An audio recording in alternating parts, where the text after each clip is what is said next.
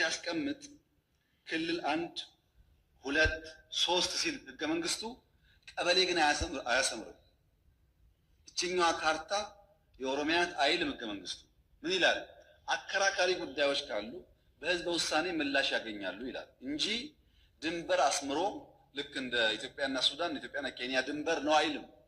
የሚያጨቃጭቅ ቀበሌ ካለ የሚኖርበት ህዝብ ተወያይቶ በፌዴሬሽን ምክር ቤት ተወስኖ ወደዛም ወደዚህም ሊሄድ ይችላል። ህገ መንግስቱ የሚለው ይሄንን ነው። ይሄን ደግሞ በኢህአደግ ዘመን ብዙ ሰርተውበታል። በተለይ ድሬዳዋ ላይ ድሬዳዋ የኦሮሚያ ክልል አካል ነበረ በህገ መንግስቱ። ሶማሌዎች እና ኦሮሞዎች ወንድማማች ሆነው ለብዙ ዓመት ኖረዋል። ድሬዳዋ ጋር የይገባኛል ጥያቄና ክርክር ተፈጠረ።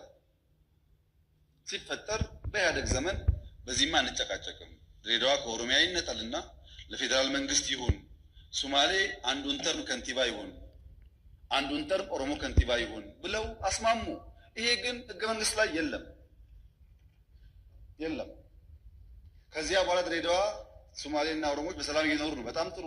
ሰላም እስካመጣ ጊዜ ድረስ ችግር የለው። አሁን በሶማሌና በኦሮሚያ መካከል የብዙ ቀበሌዎች ጥያቄ አለ። ብዙ በሲዳማና ወላይታ መካከል አለ ጥያቄ። በአፋርና ሶማሌ መካከል ጥያቄ አለ። ዩኒክ አይደለም። ወልቃይት ላይ ጥያቄ ዩኒክ አይደለም። ሁሉም ጋር ጥያቄ አለ። ሁሉም ጋር የሚፈታው ግን በሰላማዊ መንገድ ህዝቡ ቦታው አርፎ በህዝብ ውሳኔ መሆን አለበት ነው።